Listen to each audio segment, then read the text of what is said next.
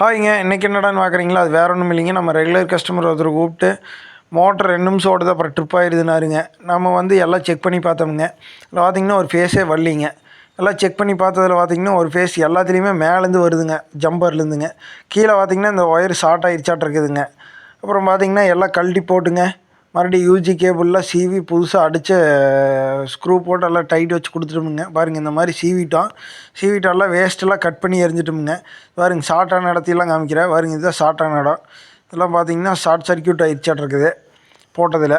சரின்னு போட்டு எல்லாம் சீவி புதுசாக வச்சு டைட் வச்சு விட்டுங்க.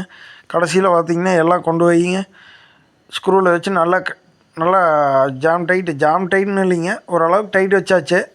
ஏவரேஜான டைட் வச்சுட்டு ஃபியூஸ் கட்டையெல்லாம் போட்டுவிட்டு செக் பண்ணிவிட்டு எல்லாம் இது பண்ணோமுங்க. அதுக்குள்ளே கரண்ட் போயிடுச்சு, சம்பவம் ஆகி போச்சுங்க. சரின்னு ஓட்டுங்க கொஞ்சம் நேரம் இருந்துட்டு எல்லாம் செக் பண்ணி பார்த்தோமுங்க.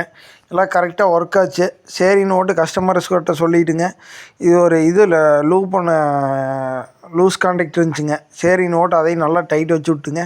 இல்லை எம்சிபி எல்லாம் செக் பண்ணி பார்த்து போட்டு நாமளே கிளம்பிட்டோமுங்க.